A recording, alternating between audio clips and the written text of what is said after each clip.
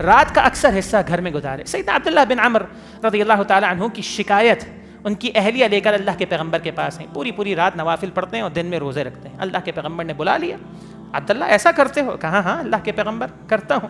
آپ نے فرمایا کہ نہیں, تمہاری بیوی کا بھی تم پر حق ہے, تمہارے نفس کا بھی تم پر حق ہے, اور اللہ کا بھی تم پر حق ہے. بات صرف یہ ہے کہ جب دین نے اللہ کے حق کو بیوی کے حق میں اگر وہ رکاوٹ بنے, اسے برداشت نہیں کیا, تو مجھے بتائیں کہ ہمارے جو ذاتی جو معاملات ہیں, دوستیاں ہیں, گیدرنگز ہیں, صحیح ہے, گھر کا رات کا اکثر وقت گھر سے باہر آپ گزار رہے ہیں, گھر میں بیوی ہے, بچے ہیں, ان کی کوئی, کہنے کا مطلب کبھی کبھار اگر ایک استثنائی صورتوں کی بات نہیں ہو رہی, کچھ مردوں کی یہ روٹین ہے کہ دن بھر کاروبار میں مصروف رہتے ہیں, معاش میں, اور رات کو دوستوں کے ساتھ, صحیح ہے, اور وہ اسے اپنا حق تصور کرتے ہیں.